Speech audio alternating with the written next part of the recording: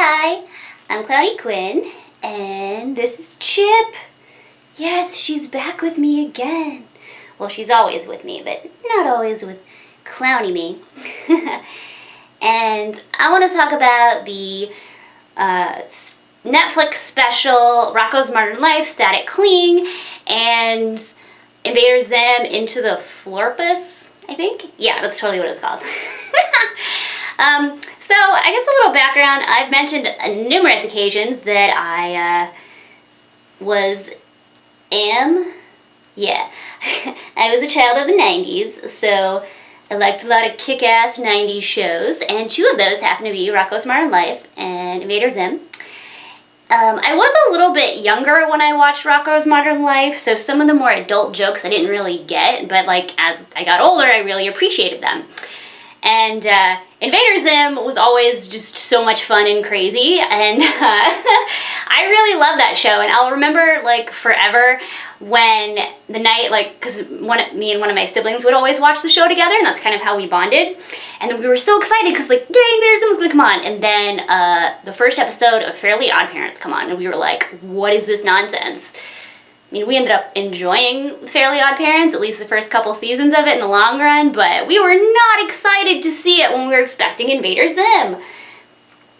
You know, because it was like all dark and gothy and stuff. But then I got a little bit older and discovered the Johnny the Homicidal Maniac comics, and I Feel Sick, and Squee, and Jellyfist, and Filler Bunny. But yes, Nail Bunny. Anyway.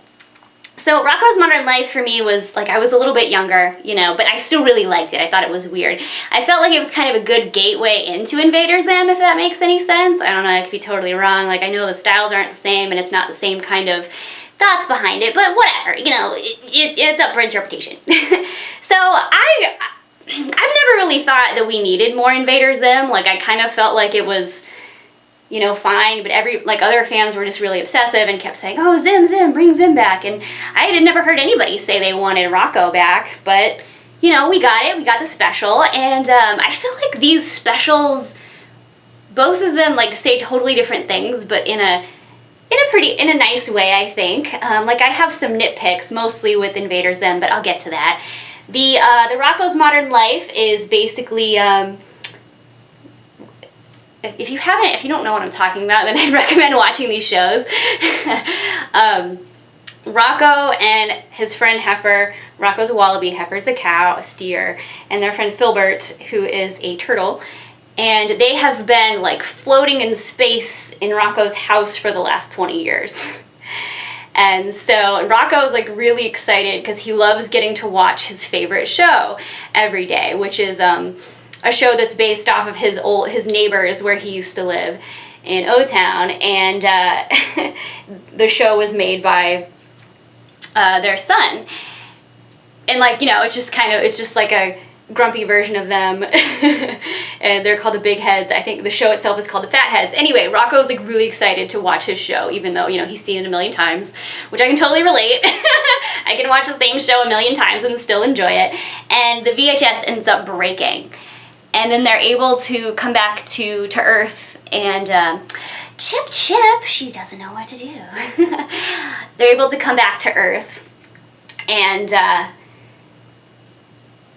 you know, Heifer and Filbert are so into, like, you know, new technology and everything, and they like dive in it and they love it. Well, Rocko's like been out of shape because he wants his show. He wants to watch the Fat Heads again, but it's not on the TV anymore. There's like no episodes anywhere, and that's because the Big Heads, Mr. and Mrs. Big Head, their son, like, decided to go on a, like, you know, journey to find himself kind of thing. And they were like, well, we can bring the show back if you know, find him again.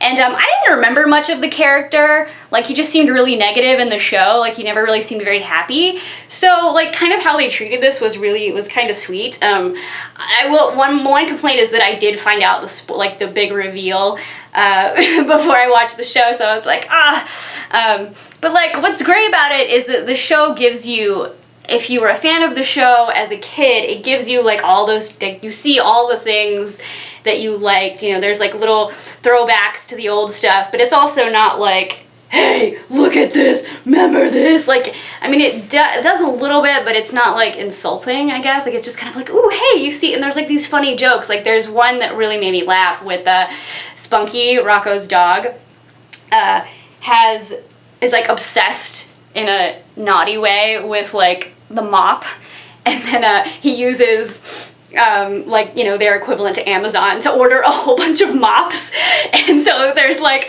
a bunch of boxes with mops, and like the delivery guy's like, you perv, and I was just like, what? So that was really funny. And but anyway, so Rocko has to try to find the son of Mr. and Mrs. Bighead, and they end up finding him, and Ralph has, you know, transitioned and realized that he was a woman, so the character's name is Rachel, and everybody's like really cool with it. It's not a big deal or anything, and I think it was handled really, really nicely. And like, you know, the character's happy and you know, in a much, you know, better place, and they look, you know, the design was nice and everything. It wasn't like over the top. And then of course, like, you know, Rocko and Heifer and Filbert are just like, oh, that's wonderful. And so they come back and they're like, he's like, will you do the show again? And Rachel's like, well, I'd like to see my parents. And like, Mr. Bighead's just really not cool with it, and he's just like, he's like, I don't have a daughter, I don't have a son, and so like, you know, there's this really sad moment where he gets, like, he doesn't want to accept this, he doesn't want to accept this change, and like, that's a big theme of this special, is that like, you know, Rocko doesn't want to change, he wants to have his nostalgic show, and he doesn't want there to be change. So even though Rachel does decide to do the show to honor her parents, because, you know, even though, yes, they had that, you know, that falling out, she still loves her parents. And then, you know, Mr. Bighead does realize, like, yeah, I still love this person that I care about, even though they don't agree with what they're doing. And, you know, there's acceptance, and then Rachel ends up making a new show, and Rocco's like, this isn't cool, I don't like this at all. And then it's just like, you kind of have to embrace change. That's, you know, that's the world. Like, it doesn't take away anything that you loved before just because it's a little different now, and that's totally true. That's a great message to take. You know, people are gonna evolve, and, you know, you can enjoy the stuff that you enjoyed. Just realize that, you know, things are different. So that was a really cute special. And then we go to Invader Zim. And, like, I know I say all that, and then I'm like, but they changed this thing that I didn't like. I mean, you know, you can still have complaints. There's nothing wrong with complaining. I mean, that's what the internet's for, right? Complaining. Chip, you're getting all up in my wig. I love it. She was giving me kisses earlier. I don't know if you saw. And they, like, update, like, one thing about the Rocko special is that, like, it looked exactly the same. Like, there was no, like, the animation or whatever, like, the designs were, like, perfect. And Invader Zim, it was a little cleaner, I guess that's the best way that's the way I think of it. But like, I didn't mind it. The only one I didn't really like as much was Gaz, you know, because she's like the purple-haired goth. And of course, you know, I like my purple-haired goths. And like, her personality was a little bit different, and it seemed a little too out of character. But that's just me, you know, that's how I feel about it. I still really liked it. I loved that we got to see so much more of Professor Membrane, which is Dib's dad. And Invader Zim, in a nutshell, an alien comes to Earth, even though he doesn't really have, his overlords just want to get rid of him because they find him annoying. They give him a shitty robot named Gurr, and he pretends to be like a kid in elementary school, and there's one kid that's obsessed with sci-fi and stuff like that, and he knows that he's an alien. And so Dib is still trying to, like, tell the world, you know, that Zim is evil.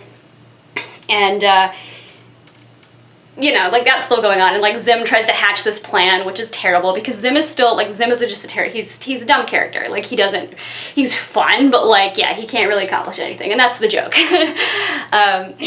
But there was some really cute stuff between Dib and his dad, Professor Membrane, and like, he thinks this whole thing is like when Zim's about to take over the world, at least what we think. Professor Membrane just thinks he's like having a fever dream or something. And But even though he's just disoriented, doesn't really know that what's going on is real, he's still like supportive of his son. And he was like, you know, Zim's just like, I mean, Dib is like, Dad, I want you to be proud of me. I want you, you know, and he's like, I've always been proud of you. And they have this cute moment. And so, you know, it had some more heart to it that I felt like the original show didn't, which, you know, I feel like for newer, like younger generations, like, okay, that's great. That's a great gateway into the Invader Zim show. And it was fine. Like, I just didn't really think it was necessary. I mean, you know, as much as I love being manipulated by nostalgia, I think if I wanted to be manipulated by it, I would have preferred maybe, you know, like Devi and Tenna from the I Fell Sick, which is a spin-off of Johnny the Homicidal Maniac. But at the same time, like, dude, the creator came up with that when he was like late teens and 20s. I don't expect people to just keep living the ideas they had in their 20s to keep going. Like, that's, once again, you can't really embrace change that way. So these specials were fun. One thing I just really hope that they don't make, like, they don't try to make spin-off shows. Like, just the specials were fine. You like them, Chip? Yeah, she's giving me kisses. I enjoyed the specials for what they were. And, oh, look, he's giving me so many kisses. You want to say hi? Yeah, so, good stuff. Did you see the specials? What did you think of them? Tell me in the comments. And if you want to see more of Chip, be like, we love Chip in the comments. Hi, baby. See you next time. Bye.